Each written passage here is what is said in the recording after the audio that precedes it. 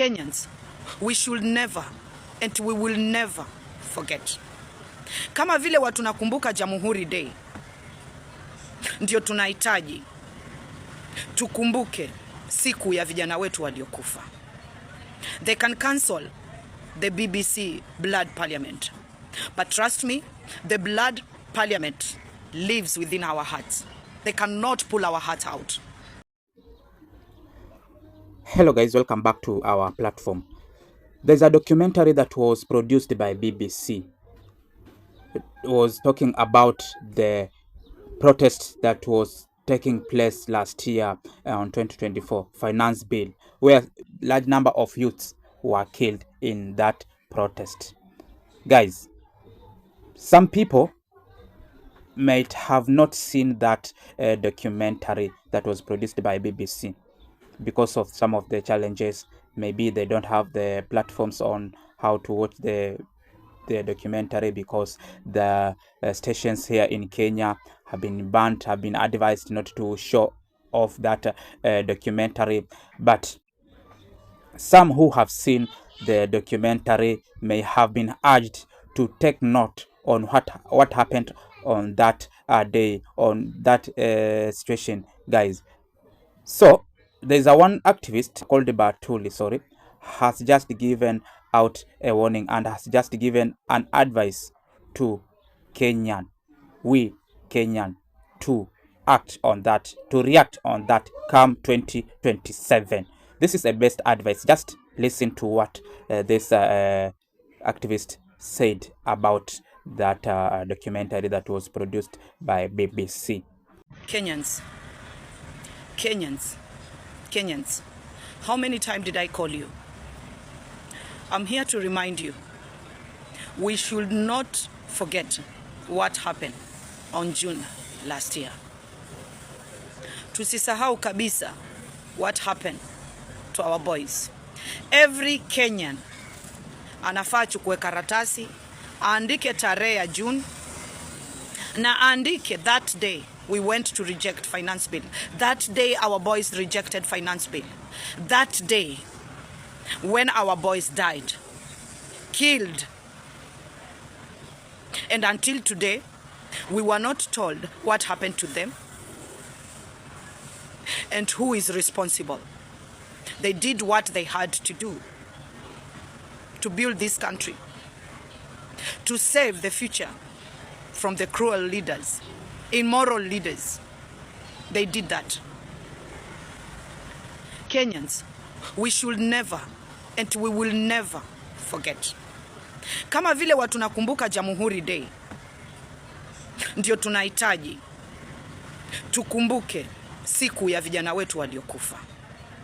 They can cancel the BBC blood parliament, but trust me, the blood parliament lives within our hearts. They cannot pull our hearts out. Another thing I want Kenyans not to forget, we should never forget the face of NIS boss of this government. We should never forget that man. We should never forget the bullets and everything they rain on our kids. The blood, the lifeless bodies of our kids. We should never forget. And we will never forget. And I believe one day we will create a day when God provides us with time, God willing. We are going to create a day to mourn our young people who went ahead to fight for us. And that day, in the near future, will be provided. This government, they can use whatever they want, but we are committed as a country, as a citizens of Kenya, to strengthen this country.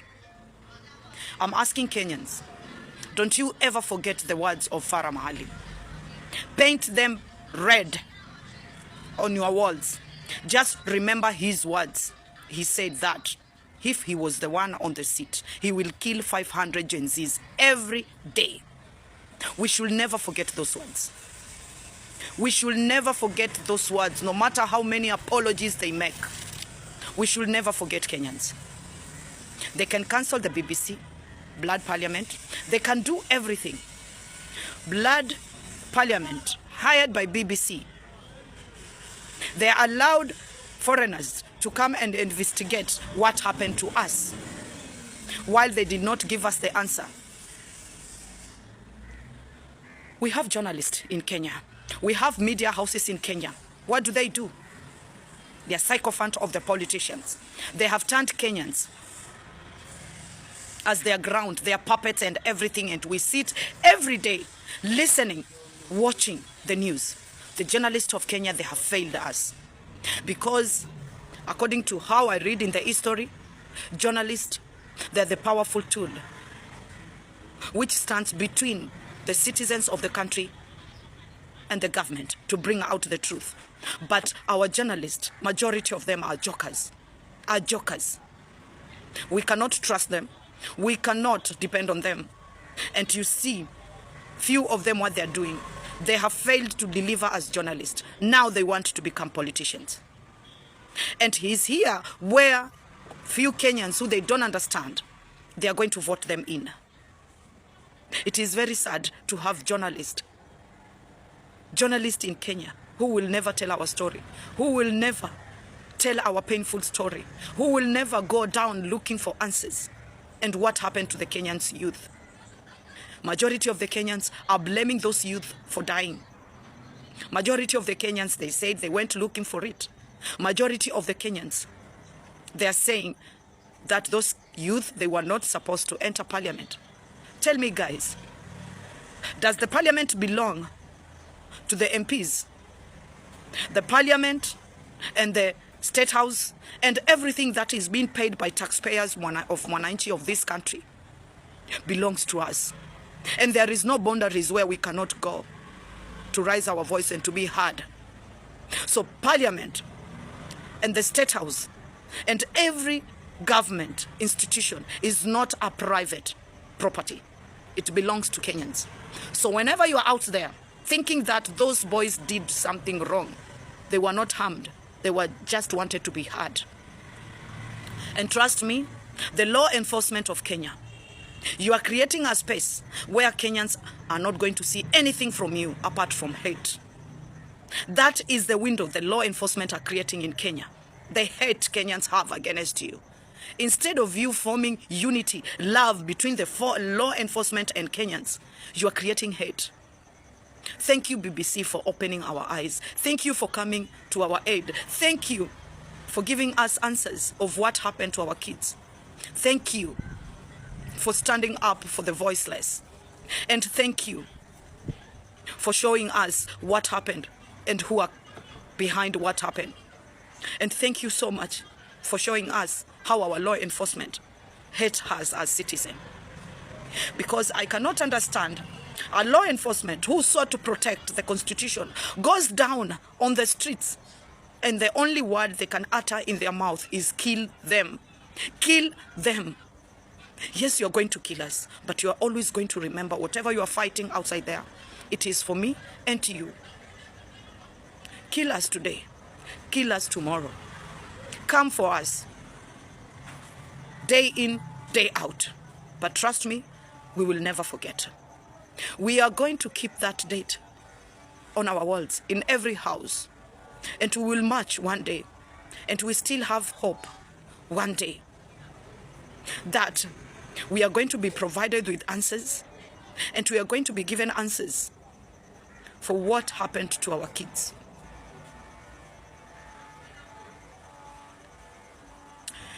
Injustices is built in the DNA of Kenya. And we cannot keep quiet. And we cannot sit by the corner watching injustices go by. That is something we cannot do as Kenyans. And that is why I'm asking Kenyans, don't you ever forget the current boss of police, the NIS boss, and the KDF boss. We should never forget their name. We should never forget their faces, because those are the faces of terror. We should never forget them. And we will never forget the words of Farah Maalim. We will never. We need to paint those words red, frame them, and put them on our walls. knowing that one day we'll be provided with answer. Kenyans, we need to stand up and build our country. We need to wake up and to know these guys, they are out to kill us. The MP we voted, everyone we voted, they are not there for us. We need to reclaim. Hello and welcome to Van TV Media. If you're new here, don't forget to subscribe to the channel, like the video, and share it with your friends to get daily updates.